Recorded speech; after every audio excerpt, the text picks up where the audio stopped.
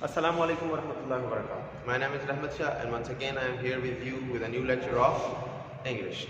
The lecture today that I am going to deliver is about phrasal verb, the most important thing in English language. English is incomplete without phrasal verb, and you cannot speak, you cannot understand English without knowing phrasal verbs. We cannot move on, move on without going through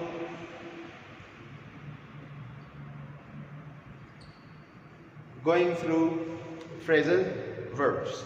Okay, in every sentence, in every expression that we express has some phrasal verbs, and so far we have covered 2 or 3 paragraphs of our textbooks, but we have come across many phrasal verbs. That is why I have decided to understand the phrasal verbs first, and then we will move on. This is also a phrasal verb once again.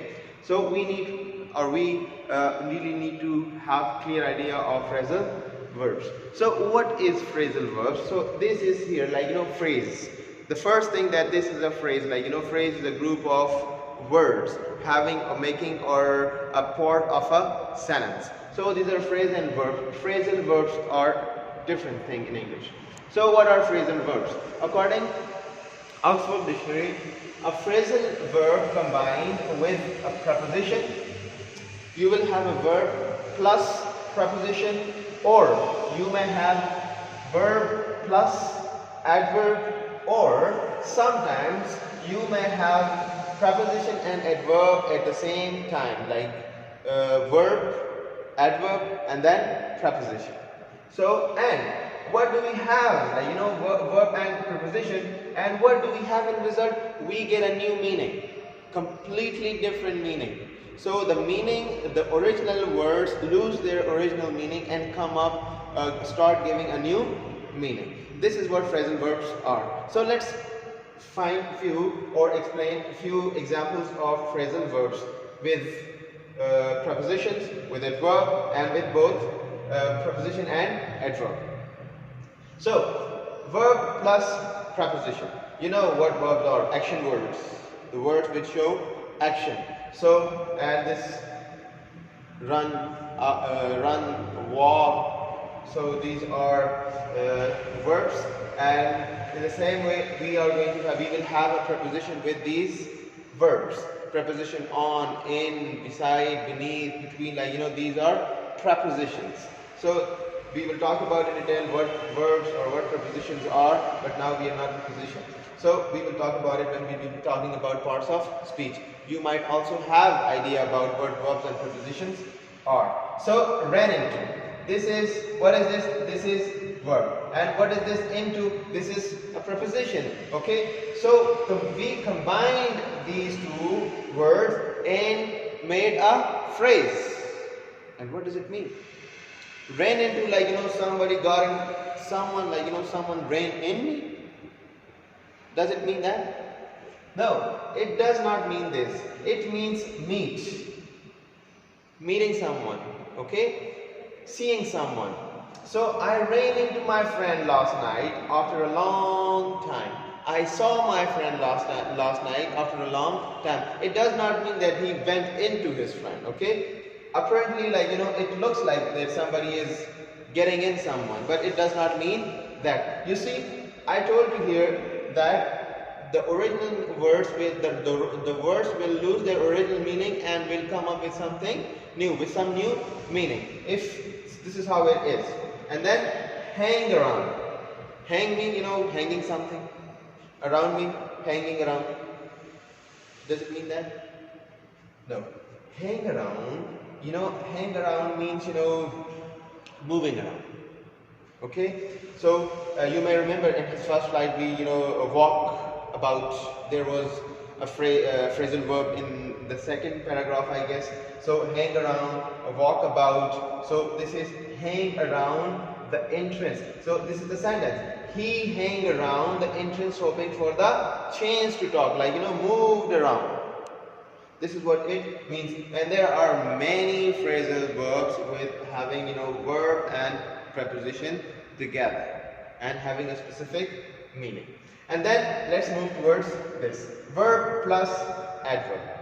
So this is one thing, like you will have verb plus preposition, and you may have phrasal verbs, verb plus adverbs as well.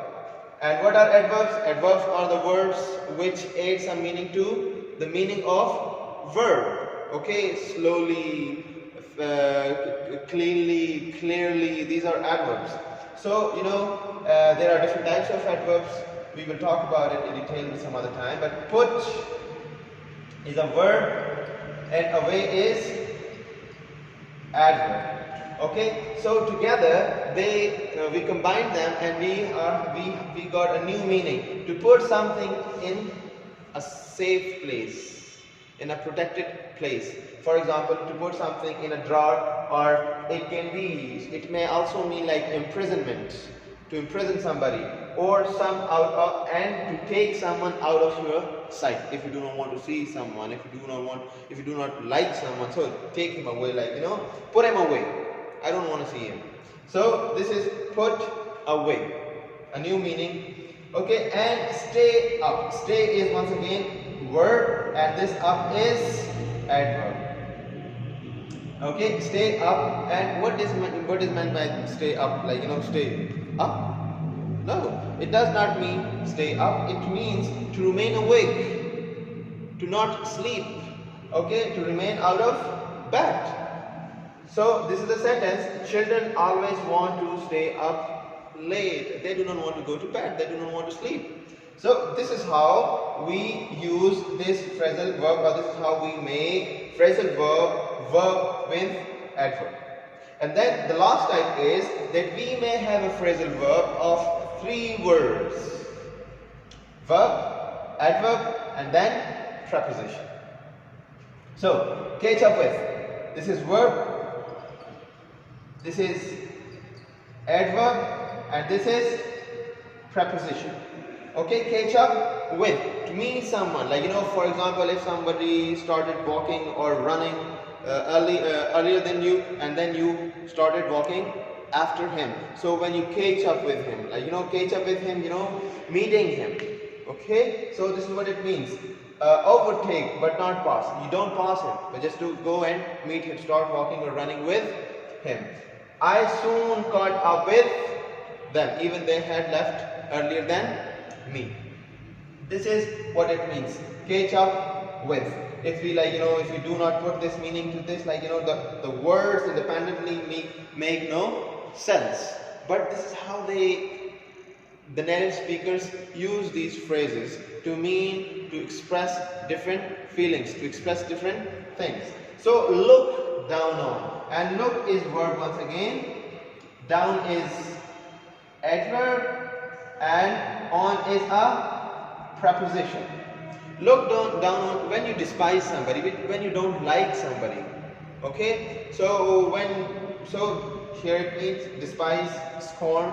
Okay, so this is to look down. It does not mean to look down. It does not mean that. It means that when you do not like somebody, when you disrespect somebody simply. And here it is in a sentence.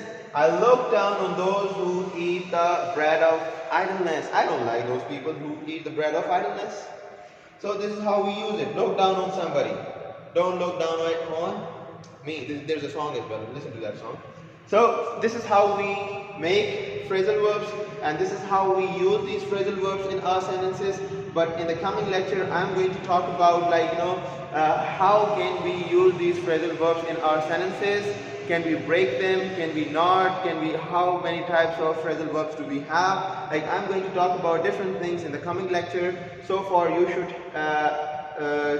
understand this thing, and you have a homework, and the homework is that you have to take a newspaper, a chapter, a story, or anything. Just find a piece of paper, something written on it, and try to find 10 phrasal verbs of each type.